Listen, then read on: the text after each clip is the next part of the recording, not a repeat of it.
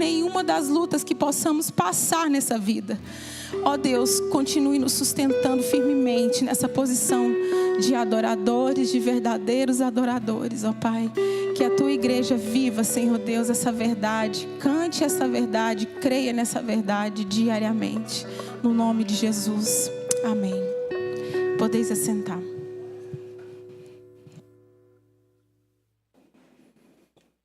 Graças a Deus.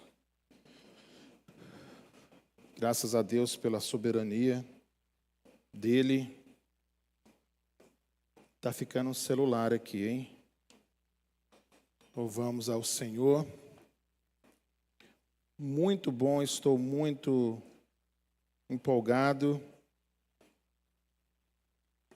para começarmos mais uma série, Romanos 2.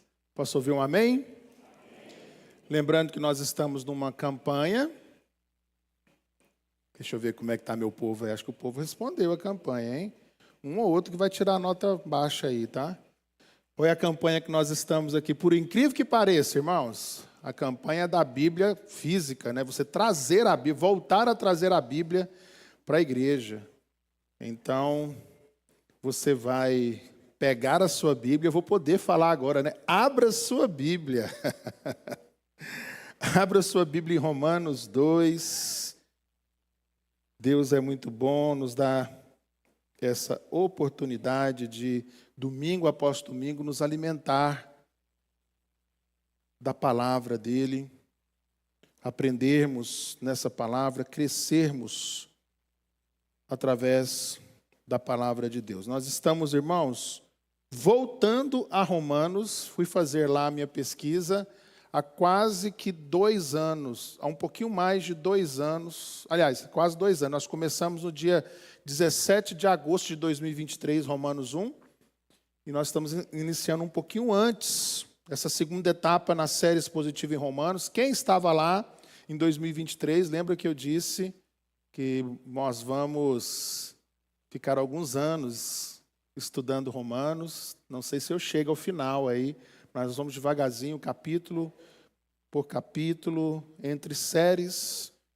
Encerramos agora, se você quiser estudar alguma parte, uma série muito legal, Refrigério, no livro de Salmos, 10 exposições no livro de Salmos. Agora serão 5 exposições no livro de Romanos, na capítulo 2 de Romanos. Depois vem um desafio muito grande. Eu estava dizendo para minha esposa essa semana, já estou estudando aí para a próxima série, a série de Romanos toda preparadinha, estudando para a próxima série. Ontem eu disse para ela, meu bem, entrei numa fria, porque vai ser um desafio expor o próximo livro do Antigo Testamento. Depois voltamos no Antigo Testamento. Mas, como eu disse, voltamos aí à carta do apóstolo Paulo, agora focados no capítulo 2, onde ele amplia o diagnóstico da condição humana diante de Deus. Lá no capítulo 1, o alvo foram os gentios, os estrangeiros. Agora, o apóstolo volta seus olhos para os judeus, desafiando qualquer tentativa de autodefesa religiosa diante do juízo divino. O objetivo específico, irmãos, dessa mensagem, da série, é justamente expor, né, todo o capítulo 2, fazendo uma conexão. Capítulo 1 e 2 servem de pano de fundo para a mensagem que chega em Romanos 3. Mas o objetivo específico é mostrar que o juízo de Deus é verdadeiro e imparcial, e que ninguém pode se esconder da justiça, nem mesmo aqueles que se julgam aptos para julgar os outros. Convido você, então, para entrar nessa jornada com as suas anotações. Se você não comprou o seu caderninho de anotações da irmã Gisele, conversa com ela no final, dá tempo de você adquirir e fazer as suas anotações dos esboços aí de Romanos. Eu tenho a série toda, eu esqueci de fazer, irmãos. Aliás, eu preparei, não mandei para os irmãos, para a série de Salmos, eu preparei um quadro, né, para você acompanhar. Eu estou com toda a série pronta, eu posso enviar para você também. Acho que eu enviei só para os pregadores aqui da Vibe, grupo de pregadores, a série completa já esboçada o esboço resumido de toda a série. Então, se você quiser, eu posso enviar para você acompanhar toda a série também. Amém? Assentados, mas com muita reverência, convido você, então, a lermos os 5 primeiros versículos e começarmos essa jornada. Diz assim a palavra do Senhor: portanto, você que julga os outros é indesculpável, pois está condenando a si mesmo naquilo em que julga, visto que você que julga pratica as mesmas coisas. Sabemos que o juízo de Deus contra os que praticam tais coisas é conforme a verdade. Assim, quando você, um simples homem, o julga, mas pratica as mesmas coisas, pensa que escapará do juízo de Deus? Ou será que você despreza as riquezas da sua bondade, tolerância e paciência, não reconhecendo que a bondade de Deus o leva ao arrependimento? Contudo, por causa da sua teimosia e do seu coração obstinado, você está acumulando ira contra si mesmo, para o dia da ira de Deus, quando se revelará o seu justo julgamento. Que o Senhor tenha misericórdia de nós, nos ajude, nos dê muita sabedoria e nos dê muita humildade para entender essa mensagem. Amém? Irmãos, eu fui criado na vara. Eu e meu irmão fomos criados assim, numa forma bem rigorosa em relação à disciplina. E aconteceram várias vezes, mas uma situação foram muitas surras, né? Eu já contei muito isso aqui, né? Mas tinha um padrão, era um padrão assim, a gente apanhava de dia da minha mãe e à noite meu pai chegava, apanhava do meu pai também, né? E teve uma certa situação em que papai chegou e mamãe disse de lá, né? Sindário é o nome do meu pai. Sindário, o Leandro precisa apanhar, meu irmão, sentado ali atrás. Ele desobedeceu, ele não fez o que eu mandei. E eu lá do quarto escutei e disse, com muita sabedoria: é hoje, vai apanhar. Desobediente mesmo. Merece mesmo. Não fez o que ela mandou. E aí minha mãe gritou de lá. E tem mais. Eu disse, isso, tem mais. O Fernando também precisa apanhar, porque ele anda desobediente também. E eu fiquei indignado. Mas, apesar da minha indignação, lá no fundo, eu sabia também que eu vinha acumulando ira. O Leandro ira naquele dia e eu acumulando ira de vários dias. E, por incrível que pareça, o juízo, a justiça foi igual para os dois. Aquele que fez aquele dia e aquele que vinha fazendo vários dias. Eu fiquei indignado, mas o justo juízo, o julgamento com justiça chegou. Lógico, guardado aí as brincadeiras, isso é muito sério.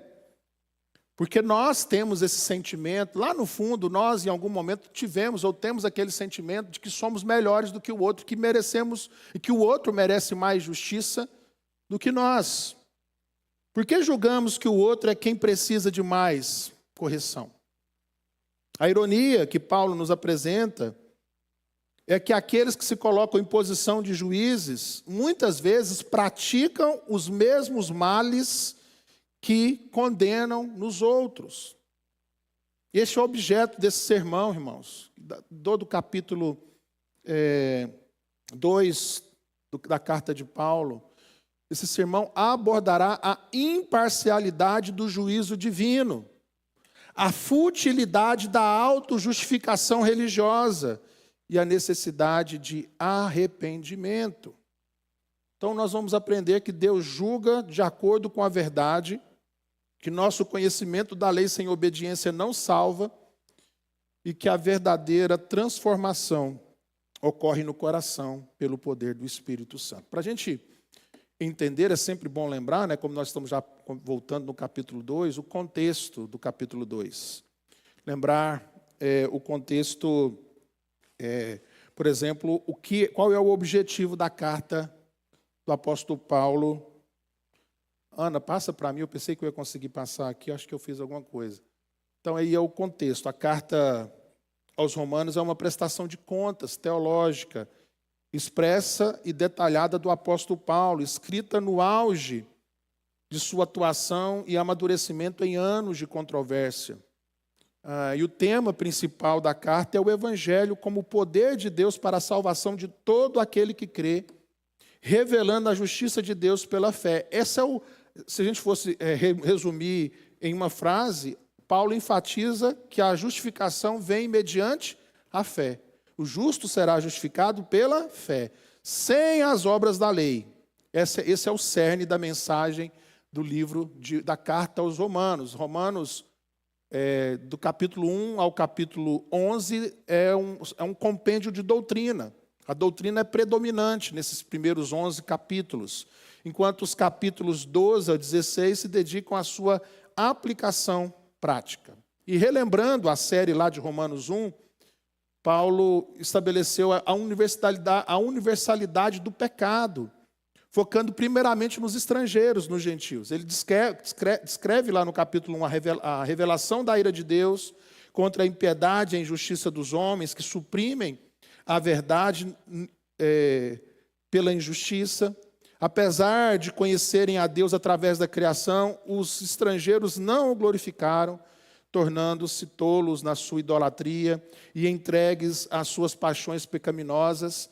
Esta descrição sombria da depravação gentílica estabelece a necessidade universal de salvação. E em Romanos 2, Paulo transita desse alerta para os estrangeiros, para a necessidade de justificação também dos judeus. Porque, embora possuidores da lei, eles também estão sob a justa condenação de Deus. Então, Paulo vai desfazer nesse capítulo a falsa segurança de que a posse da lei e a circuncisão literal poderiam isentá-los do juízo divino. Paulo, então, demonstra que todos os homens, judeus e gentios, estão debaixo do pecado. Vamos detalhar, então, vou detalhar agora a exposição, versículo por versículo. No versículo 1, nós aprendemos, coloca para a gente, Ana, a falsa segurança dos que julgam. Portanto, você que julga os outros é indesculpável, pois está condenando a si mesmo naquilo em que julga, visto que você que julga pratica as mesmas coisas. Percebe que Paulo começa com a frase, aqui na versão que a gente usa, né? Ele termina lá o capítulo 1 dizendo o seguinte: além do mais, verso 28 do 1, visto que desprezaram o conhecimento de Deus, ele os entregou a uma disposição mental reprovável para praticarem o que não deviam. Tornaram-se cheios de toda sorte de injustiça, maldade, ganância e depravação. Estão cheios de inveja, homicídio, rivalidades, engano e malícia. São bisbilhoteiros, caluniadores, inimigos de Deus, insolentes, arrogantes e presunçosos. Inventam maneiras de praticar o mal. Desobedecem seus pais, são insensatos, desleais, sem amor pela família, implacáveis.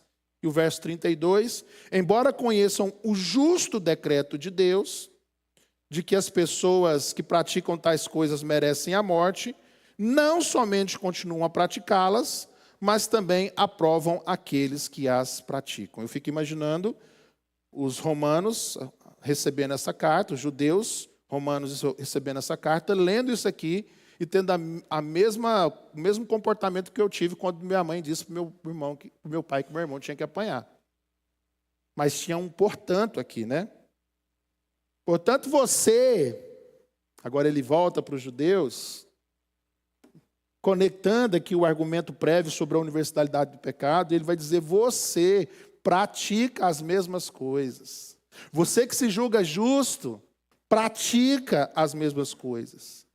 Ele se dirige ao indivíduo que julga, mas que pratica tem essas mesmas práticas. Ele vai dizer que esses também são, olha o termo que ele usa, indesculpáveis. Ele já tem usado em Romanos capítulo 1 o termo vocês são, todos vocês, por causa da revelação da natureza, porque a natureza revela quem é Deus, são indesculpáveis diante de Deus. E vocês que têm a lei, que julga porque acha que tem a lei e tem a circuncisão, vocês também são indesculpáveis. Esse versículo estabelece que o juízo de Deus é contra a hipocrisia e que a própria ação de julgar os outros pode se tornar uma autocondenação se o juiz não estiver isento das mesmas falhas. Portanto, a raiz aqui do problema é a hipocrisia moral. O julgamento dos outros como forma de escapar de uma autorreflexão.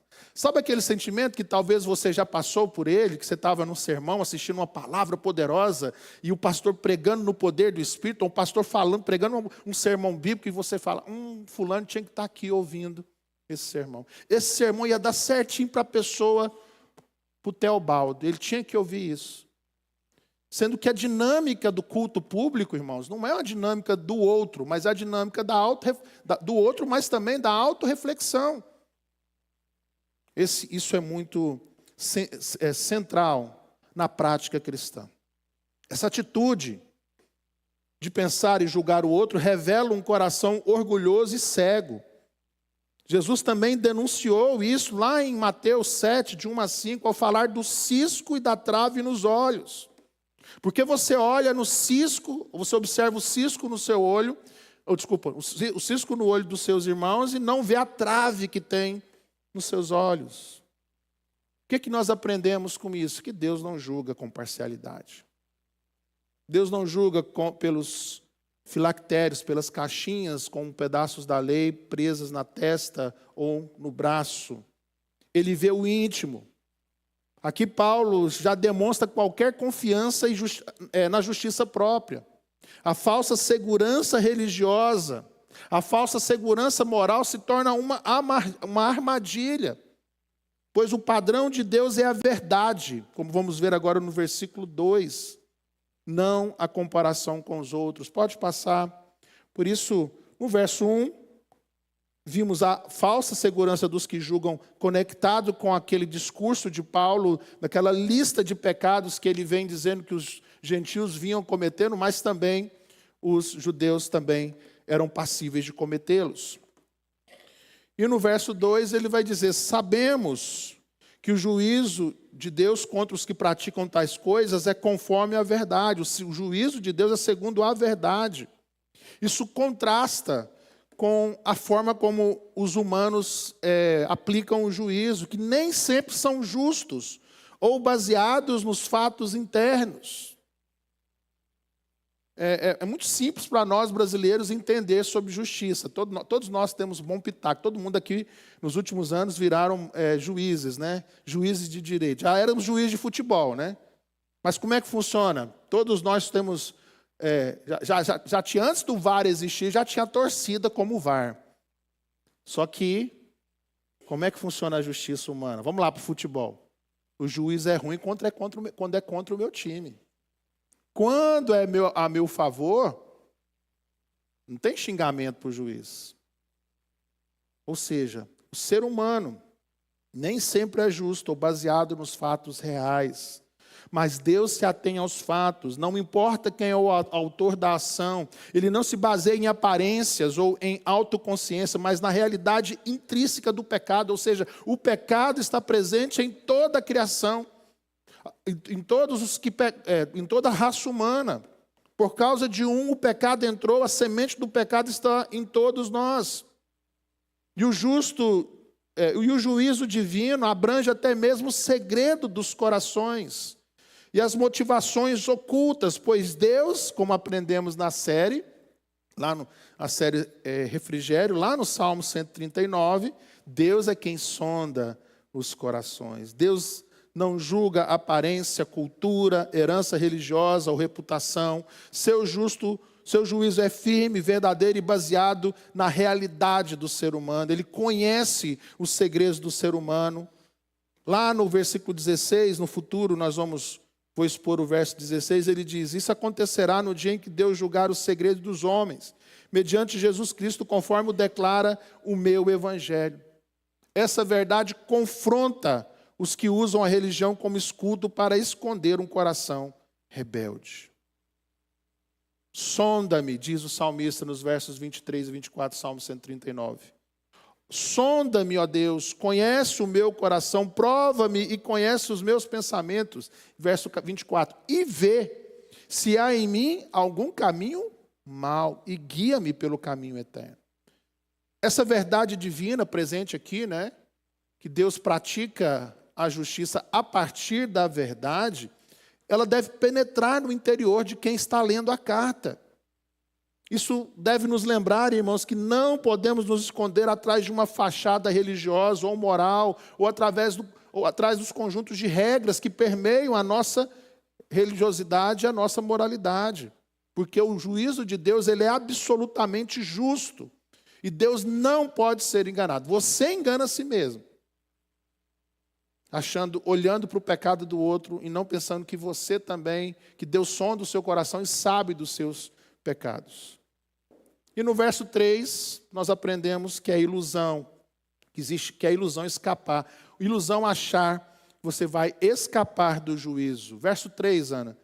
Assim, quando você, um simples homem, como qualquer homem, olha, ele não coloca o judeu, né, o filho da promessa, o filho da aliança, você é filho de Abraão. Não. Um simples homem o julga, mas pratica as mesmas coisas. Ele faz uma pergunta.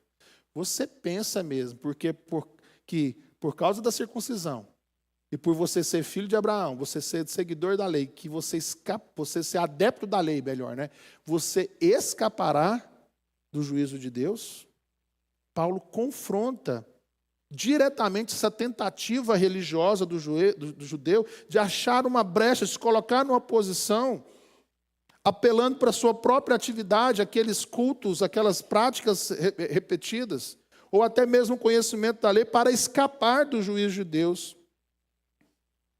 O que ele está nos ensinando logo de pronto aqui é que aqueles que condenam os outros, mas cometem os mesmos erros, não podem esperar tratamento especial de Deus por causa de uma condição. Eu tenho um crachá ou eu tenho uma marca no meu corpo, então eu posso escapar. Eu posso fazer a mesma coisa, mas eu vou escapar porque eu tenho a marca da promessa em mim. A fuga é impossível.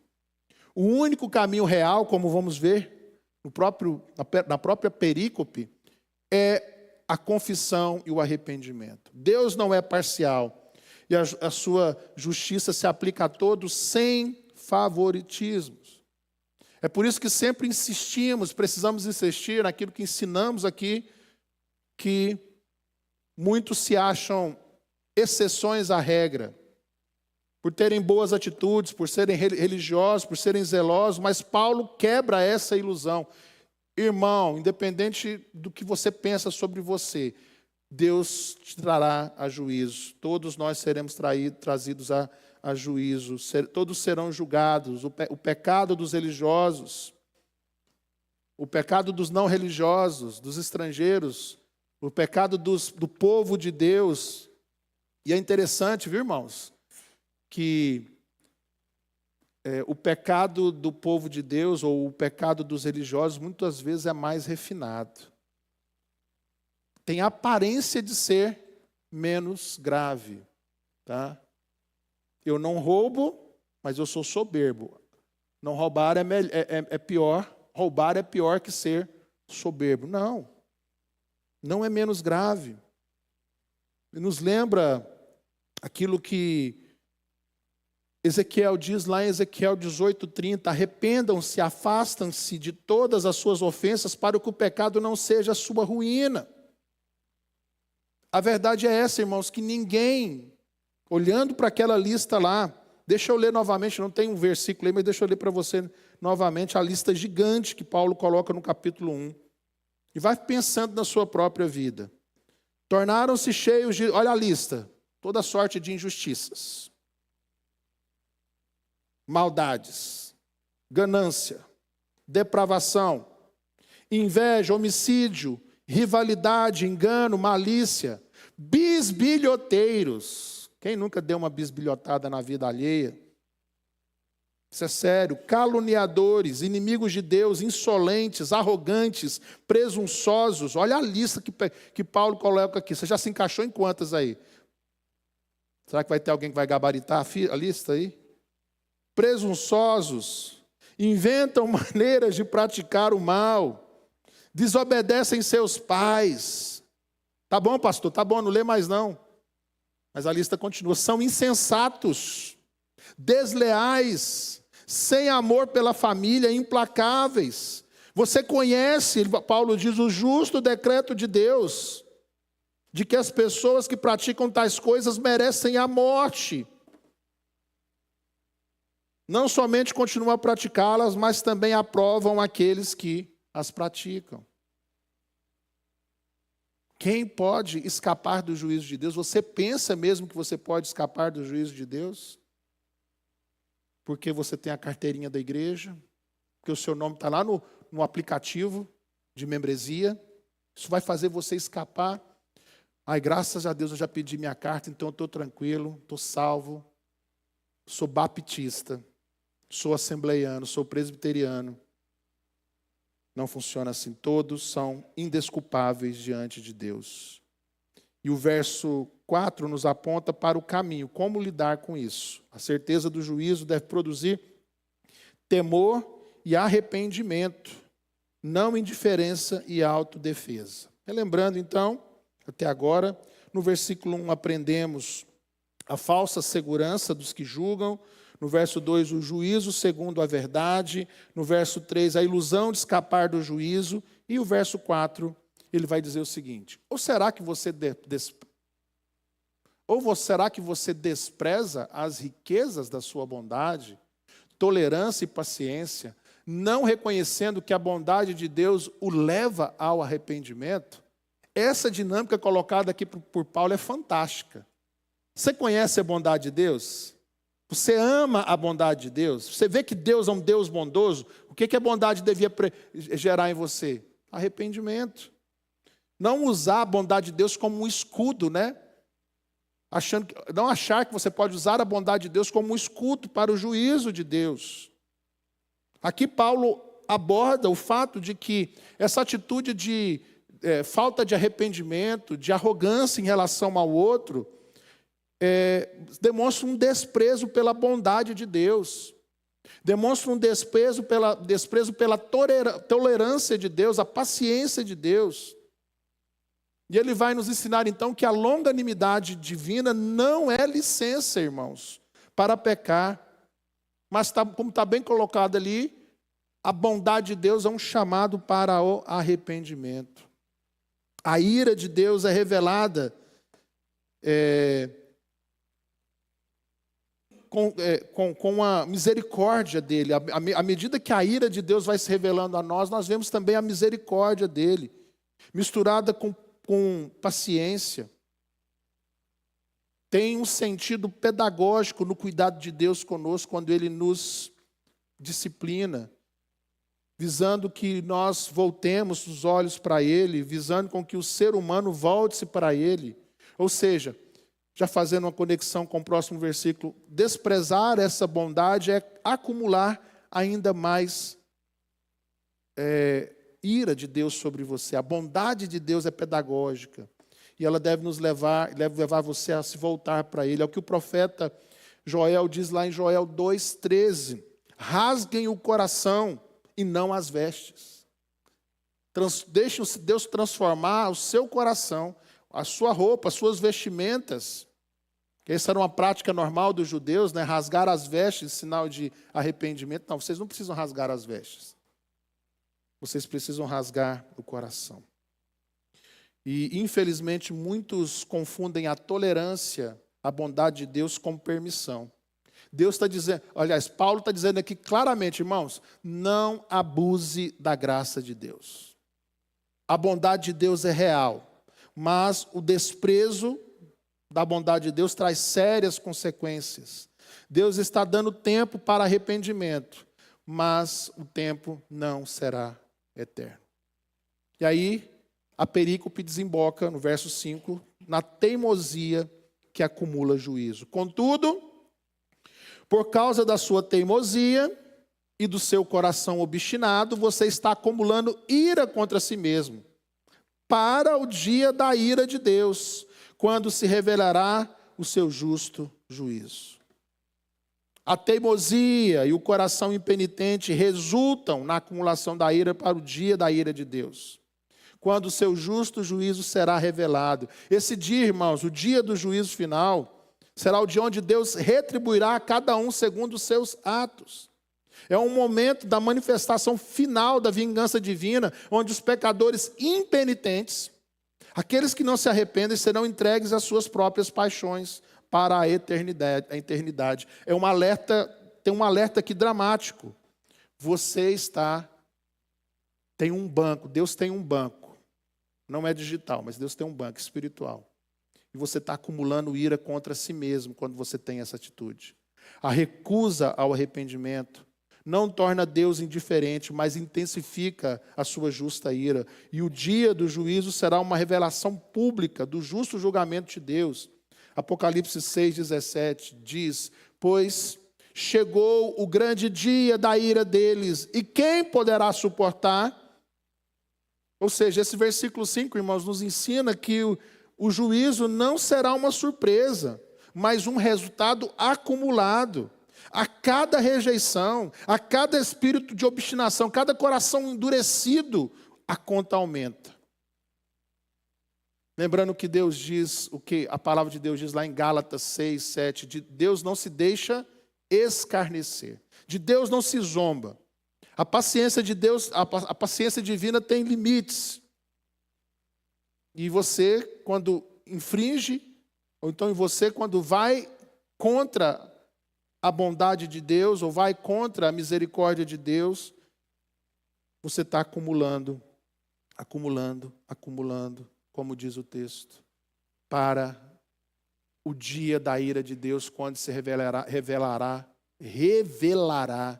o seu justo julgamento. A paciência divina tem limite, e o tempo da graça deve ser aproveitado com humildade na presença de Deus. Como é que a gente lida com isso então, irmão? Como lidar com Deus que vê e julga com justiça?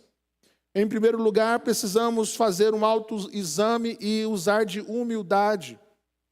Esses 5 versículos nos desafiam a olhar para dentro de nós mesmos antes de apontar o dedo para os outros. Pegar essa lista de Romanos 1 e aplicá-la a nós mesmos. Não há lugar para vanglória ou autojustificação. Como disse Jesus lá em Mateus 7, 3, por que você repara no cisco que está no olho do seu irmão e não se dá conta da viga que está no seu próprio olho? Sempre é tempo de autorreflexão. Sempre é tempo de assessment, de uma avaliação contínua da sua vida com Deus, do seu relacionamento com Deus. Julgar os outros é fácil, mas o Evangelho nos chama para a autoconfrontação. O que você critica nos outros? Será que você não tem lutado contra também? Faça esse exercício durante a semana, de ler repetidas vezes aqui a lista que Paulo coloca no final do capítulo 1. Segundo lugar, precisamos lidar com essa realidade reconhecendo a imparcialidade divina. Devemos entender que Deus julga com absoluta justiça e verdade. Deus não é condescendente com o pecado. Deus não é condescendente com aquilo que é muito marca nossa, irmãos, que é o jeitinho, né? A gente sempre dá um jeitinho e acha que Deus está incluso nisso aí também. E a gente vai aumentando aqui o pacote do amor de Deus e colocando o amor de Deus no lugar que ele não está, dentro da sua caixa de privilégios, dentro da sua caixinha pessoal, de achar o que é certo, o que é errado, e não olhando para as Escrituras. Deus julga com absoluta imparcialidade e verdade, sem distinção de raça, posição social ou do tanto que você conhece. E aí, Paulo alerta lá em Romanos 14, 12. Portanto, cada um de nós prestará contas de si mesmo a Deus. Não viva como se você nunca fosse prestar contas. A justiça de Deus é imparcial. Tenha temor reverente e ajuste suas escolhas ao padrão da palavra. Lembre-se do nosso curso agora, né, do mês de julho, sobre a vontade de Deus. Busque sabedoria do alto, esteja sempre se ajustando à vontade de Deus, sempre olhando para o alto, para tomar decisões. Terceira lição de como lidar com essa realidade: valorize a bondade de Deus. A paciência e a bondade de Deus não são para serem abusadas, mas para nos conduzir ao arrependimento genuíno. Rasguem o coração e não as vestes. Voltem-se para o Senhor, o seu Deus, pois Ele é misericordioso e compassível. Joel 2,13. A relação, então, que você deve ter com a bondade de Deus não deve ser uma relação de licenciosidade, de permissividade. Sabe aquele pai permissivo? Você conhece um pai permissivo? Que o filho ou a filha é quase qual que é a palavra aqui, gente? É um marginalzinho. Porque o pai não aplica justiça. O pai ou a mãe não age com imparcialidade. Ele olha, o filho consegue olhar para a bondade do pai como o gato de botas, naquele momento que ele faz aquele olhar, né, pedindo, né, por misericórdia, quando na verdade ele deveria ser disciplinado. Deus não quer essa atitude sua exterior, Ele quer de nós a nossa atitude interior, um coração quebrantado, porque aí sim, um coração quebrantado, Deus não resiste. Uma alma arrependida, Deus não resiste. Arrependa-se sinceramente. Essa é a atitude condizente com a bondade de Deus. Para lidar com isso também você precisa de urgência de arrependimento. A recusa em se arrepender leva a uma condenação merecida e a acumulação de ira para o dia do juízo. Hebreus 2,13. Como escaparemos nós se negligenciarmos tão grande salvação? A demora do juízo. O fato de Jesus não ter voltado ainda é a oportunidade para mudar, não uma negação dele. Não deixe para amanhã, se arrependa hoje. E por fim, dependa exclusivamente de Cristo. Romanos 2. Tem um fim não? Coloquei não? Isso, tem.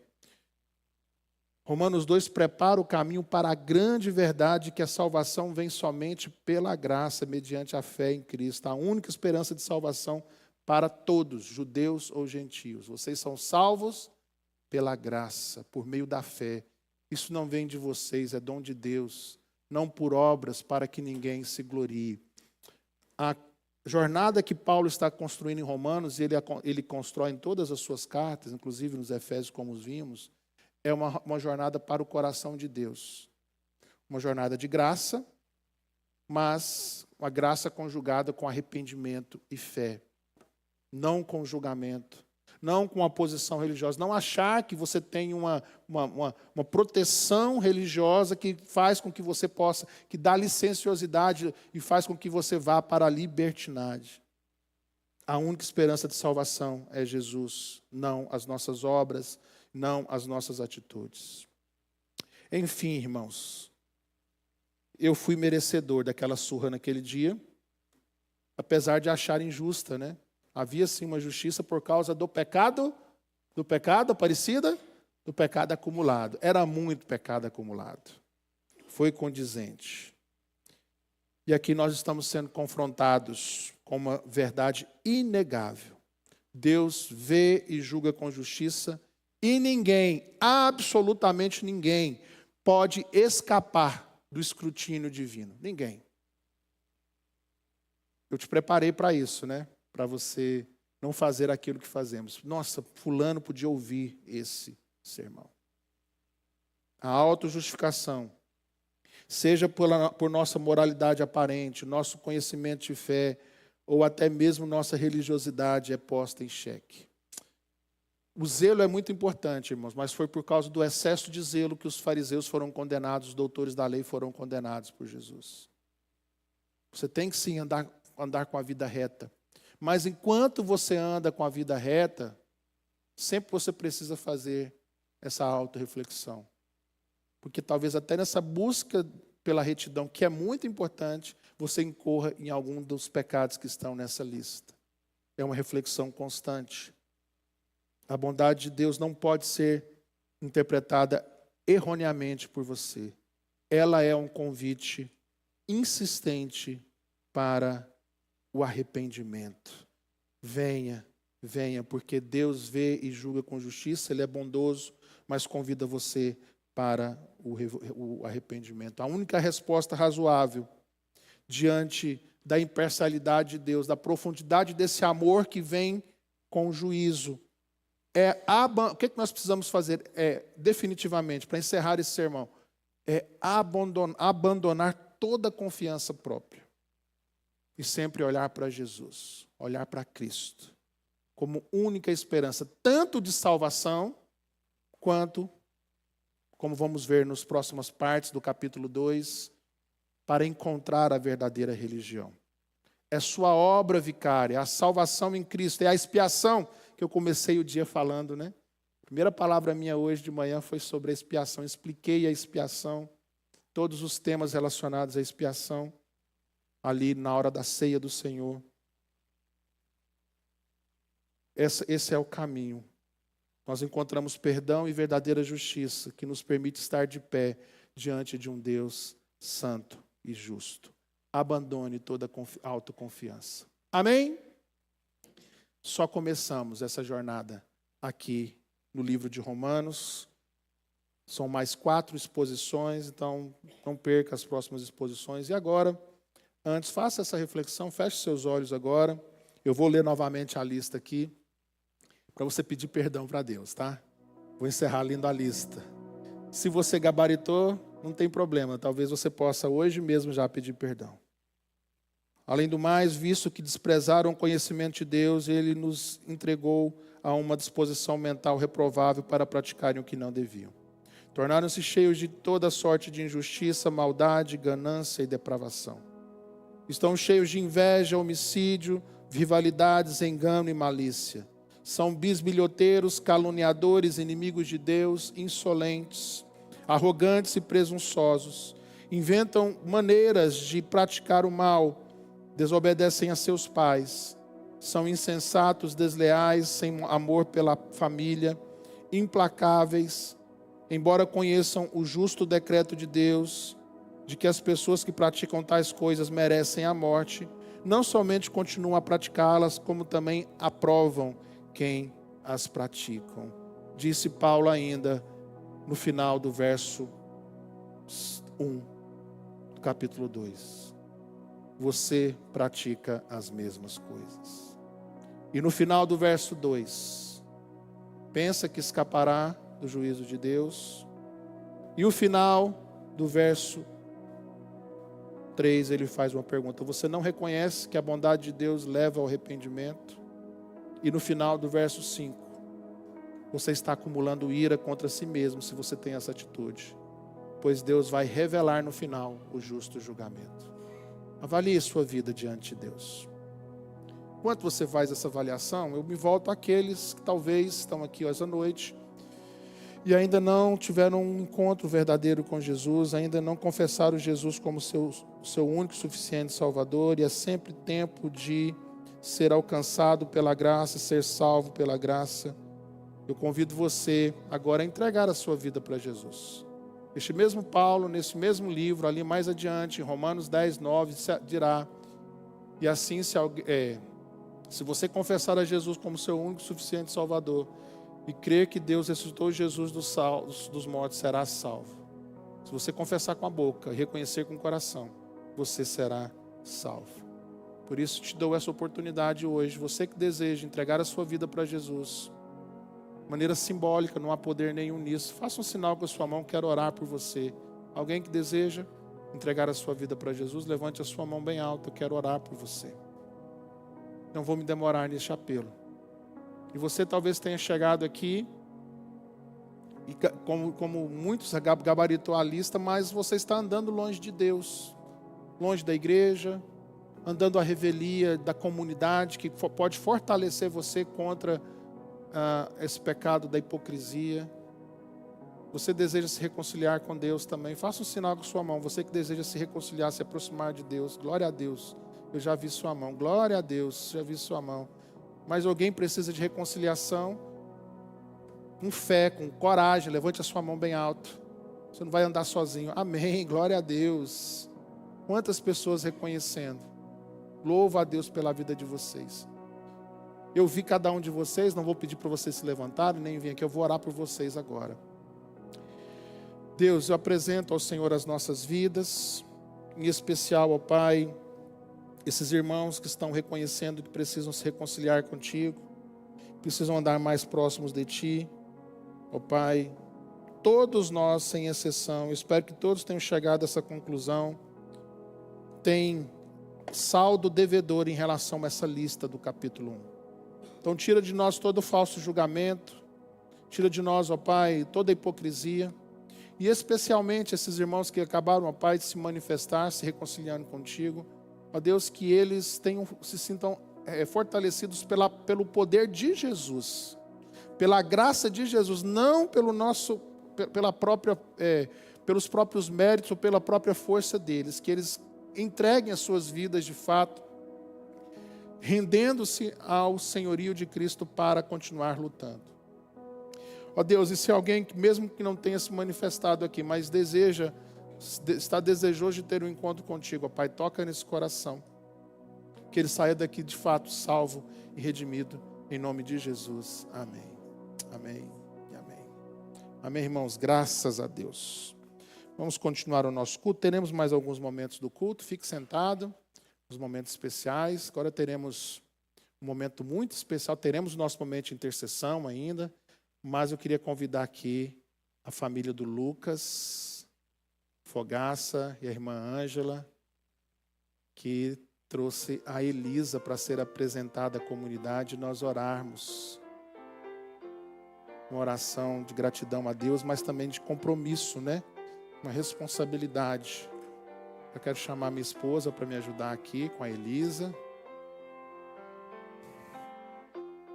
A Elisa é uma moça noturna, viu, irmãos? Por isso que ela veio ser apresentada. A gente tem apresentado os bebês de manhã, mas ela é mais noturna.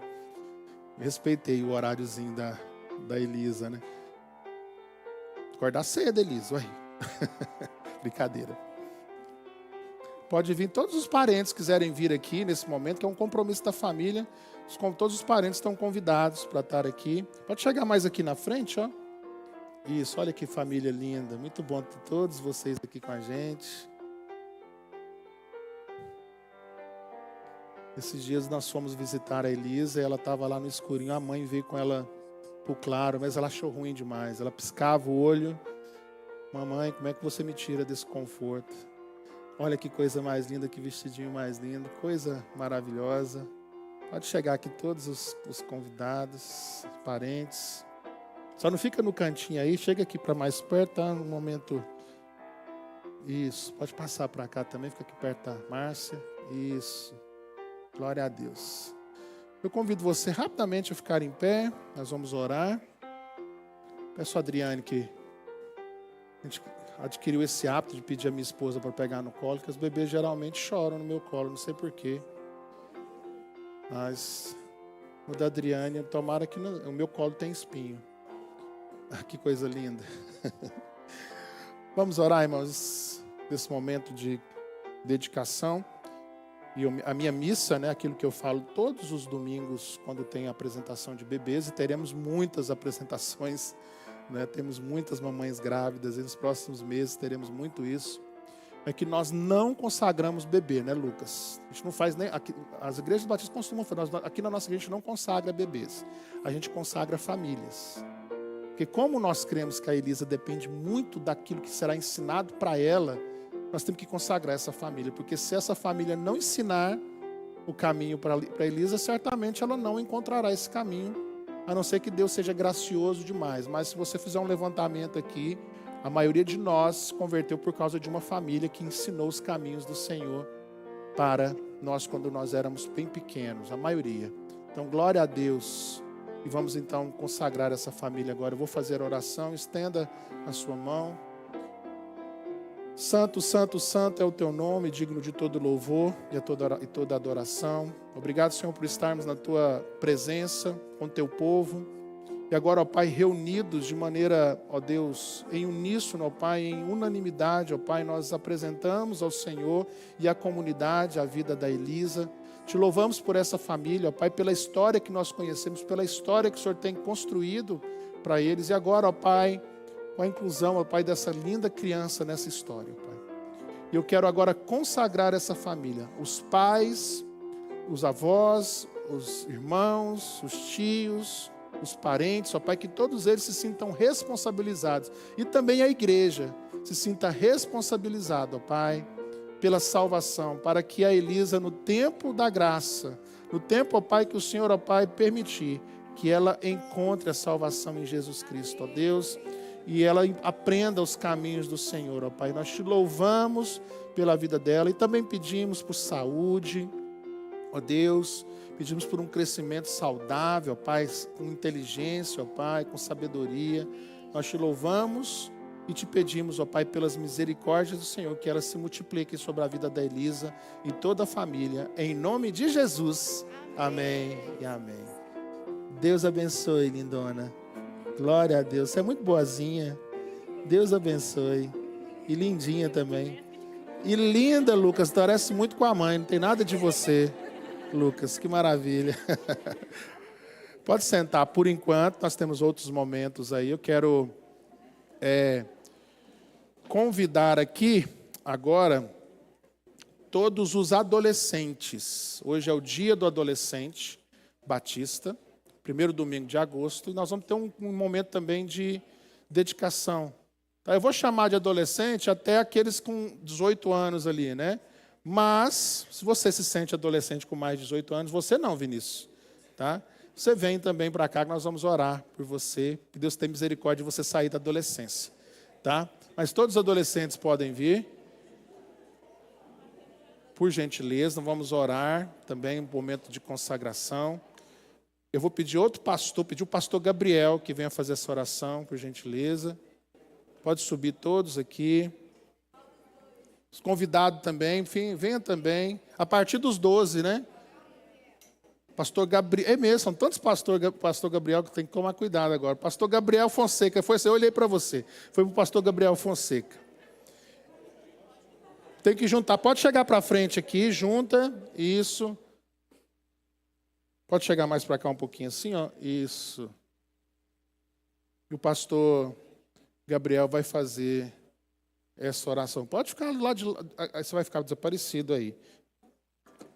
Aí, pode ficar aí. Ok. Louvamos a Deus pela... Não, tem que ligar. É aqui embaixo, aqui, ó. Você aperta para cima. Isso, pronto. Louvamos a Deus por essa nova geração aqui da nossa igreja, Vibe Igreja. E eu convido você a estender a sua mão para cá, para nós orarmos, consagrando essa nova geração de líderes que Deus tem levantado aqui no nosso meio.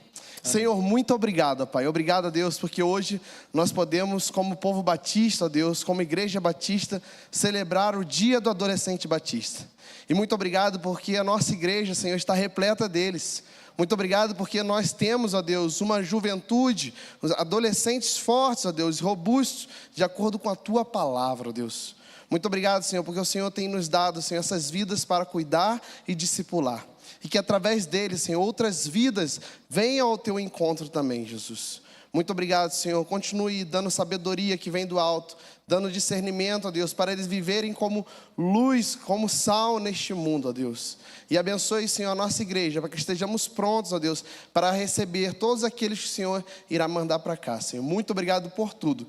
Que o Senhor, no meio desses adolescentes, no meio da nossa juventude, ó Deus, o Senhor continue levantando líderes, ó Deus, que serão relevantes na nossa sociedade, serão relevantes através da sua igreja, ó Deus, e que o Senhor dê, Senhor, a mente de Cristo a eles, Senhor, para que o mundo seja transformado transformado pelas nossas ações e que glorifique ao Senhor, ó Deus. Muito obrigado, Senhor, por esse adolescente. Que a Tua graça e a Tua bondosa mão esteja sobre a vida deles, sobre a mente deles, ó Deus. Em nome de Jesus, amém, Amém. e amém. Amém. Obrigado, pastor. Deus abençoe vocês, lindos. Foi muito importante. Obrigado, tá bom. Eu quero convidar a irmã Carol, a irmã Ilza agora aqui. A irmã Ilza vai orar pelo momento de intercessão. Vem cá, irmã Ilza, por gentileza. Você que tem algum motivo para apresentar diante de Deus, nós temos a igreja do Senhor Jesus, através do século, ela se reúne para pregar, para ouvir a pregação, para ofertar, para cantar louvores, mas também para interceder uns pelos outros. E a irmã Ilza vai fazer esse momento de intercessão para nós, por gentileza. Você que está nos visitando, esse é um momento muito legal na nossa igreja, em que nós apresentamos os nossos... Não fica no corredor, não, puxa para cá assim, ó, porque no corredor você atrapalha quem está chegando atrás de você, tá? Vem Gleuson, isso, vem Patrícia, está chegando muita gente, cabe todo mundo aqui na frente. Se você apertar aí, cabe todo mundo. Você que ficou sentado, continue sentado, mas concorde com essa oração também. Oremos num momento agora de intercessão com a irmã Ilza. Oremos, irmãos. Querido Deus, aqui estamos, ó Deus, como povo do Senhor, reconhecendo que somos carentes, ó Deus, da Tua ajuda, nós somos carentes, ó Deus, acima de tudo do Teu perdão. E queremos Te pedir, ó Deus, nos perdoe, para que alcancemos graça diante do Senhor, para levarmos, ó Deus, as nossas necessidades, os nossos pedidos até a Ti, na certeza, ó Deus, de que o Senhor nos ouvirá, de que o Senhor nos responderá de acordo com a Tua vontade. Senhor, nós estamos aqui com os nossos dilemas, as nossas tristezas, as nossas dores, as nossas enfermidades, mas estamos diante de um Deus tão poderoso, que olha para nós com misericórdia e tem prazer de nos atender. Responde, ó Deus, as nossas orações, não porque merecemos, mas porque nós temos a convicção de que somos amados do Senhor. E é por isso, ó Deus, que nós rogamos, certo, Senhor, de que o Senhor ouvirá as nossas orações. Visita o coração de cada irmão que está aqui à frente. O Senhor conhece a necessidade deles, mas nós conhecemos o Senhor, que é um Deus poderoso, um Deus de amor e que tem prazer de cuidar dos seus. Louvado seja o Teu nome por essa certeza, Senhor.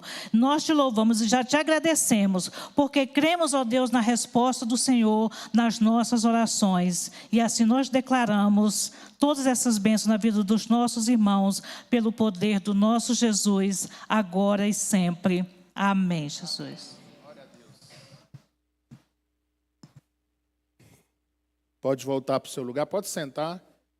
Estou me estendendo um pouquinho mais essa parte final. Quem está nos visitando não é sempre assim. A gente tem esses momentos especiais hoje. A gente sempre termina o sermão, já vamos para casa, porque os avisos aparecem aí. Mas o pastor Gabriel pede para avisar, aliás, eu também estou avisando, que nós estamos na campanha de missões estaduais, mas agora no mês de setembro começa a campanha de missões nacionais. Nós estamos nos antecipando.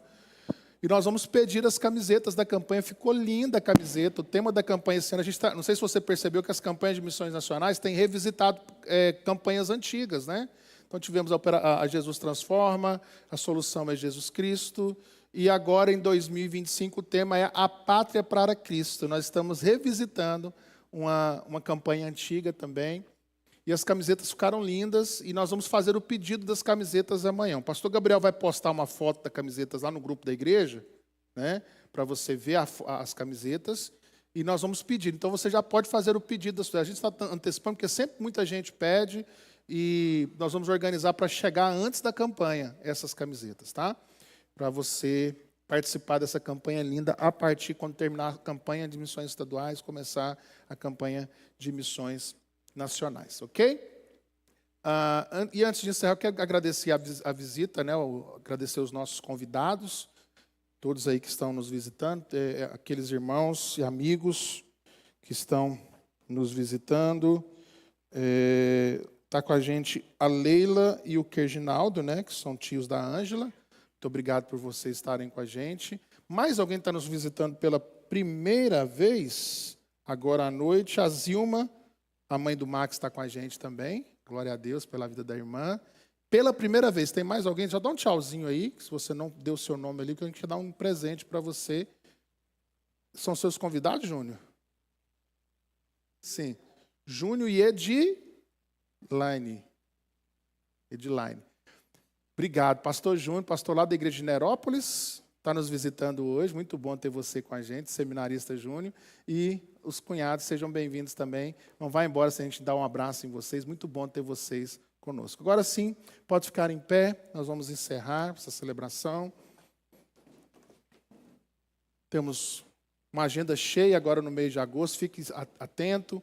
Nós estamos em reforma lá no prédio. Quem não sabe, nós temos um patrimônio agora, um prédio ali no Jardim América. Estamos em reforma.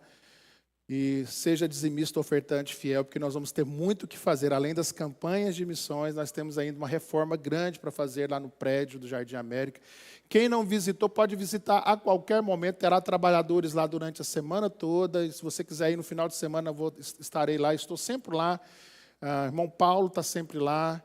Muitos irmãos têm passado sempre lá. Então, nós vamos ter que trocar o telhado. Trocamos o telhado essa semana. Vamos trocar o gesso, mais um investimento grande para receber as placas, né, de acústicas. Então, orem por isso também. Oremos.